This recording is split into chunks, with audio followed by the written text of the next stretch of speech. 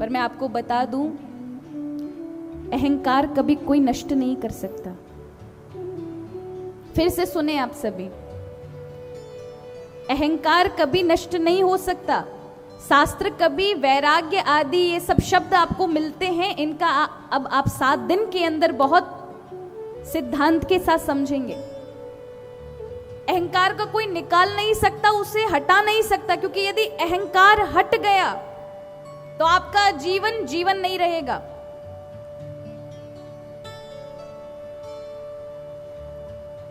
हम ध्यान देंगे, यदि मैं हट गया आपके जीवन से तो जीवन का कुछ विकास नहीं होगा, जीवन आगे की ओर नहीं बढ़ेगा। जैसे हो आप वैसे ही बन के रह जाओगे, उससे आगे आपका विकास नहीं होगा। तो अहंकार घातक नहीं है। घातक क्या है? जो अहंकार के साथ आप और कुछ विशेषता जोड़ते हैं वो घातक है। मैं कभी घातक नहीं है। मैं विद्वान हूं, ये विद्वान के साथ साथ जो चल रहा है ये घातक है। मैं कभी घातक नहीं होता। मैं के बिना आपका जीवन चल नहीं सकता। अपने में और एक कीड़े में थोड़ा मिलान करके देखिए परस्पर। आपके अंदर मैं है, आप समझते हैं मैं कौन हूं, मुझे कैसे अपना जीवन जीना चाहिए, लेकिन एक कीड़े को, एक जानवर को, एक गधे को, एक घोड़े को नहीं पता कि वो मैं है, इसलिए उसका विकास भी नहीं है। वो जैसे पैदा होता है, जीता है वैसे ही, और मर भी जाता है जानवर की तरह ही। कीड़ा कीड़े की तरह पैदा होता है, कीड़े की तरह जीता और कीड़ा बनकर ही मर जाता है।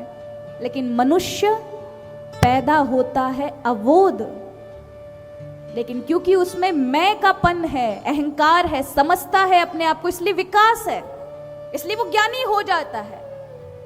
कुछ लेकर नहीं आता शब्द संसार से, जब आया था कुछ लेकर नहीं आता, यहीं से अर्जित करता है। और उसके अंदर जो अहंकार है कि मैं निर्धन हूं, मुझे धनवान बनना है तो मेहनत करेगा।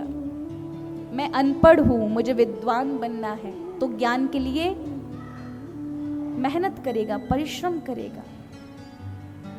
तो अहंकार होना बुरी बात नहीं है, अहंकार भगवान का आशीर्वाद है। लेकिन अहंकार के साथ खतरनाक ये चीजें होती हैं, जब मैं के साथ विद्वान हूं ये जुड़ता है, धनवान हूं ये जुड़ता है, मंत्री हूं ये जुड़ता है, ये खतरनाक है।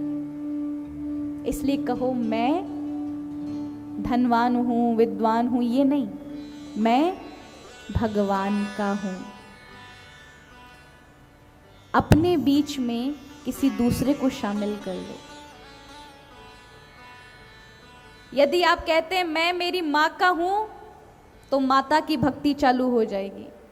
जब आप कहते हैं मैं मेरे पिता का हूं, तो पिता की भक्ति चालू हो जाएगी। कोई कहे मैं कुर्सी का हूं, तो राजनीति की भक्ति चालू हो जाएगी।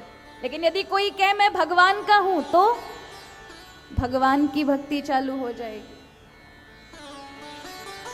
तो ये अहंकार, आग्रह और आवेश, ये 3 ही चीज हैं जो हमें दुख का कारण बनाती हैं। जो प्रभु को प्रणाम कर लेता है वह इन तीनों चीजों से छूट जाता है।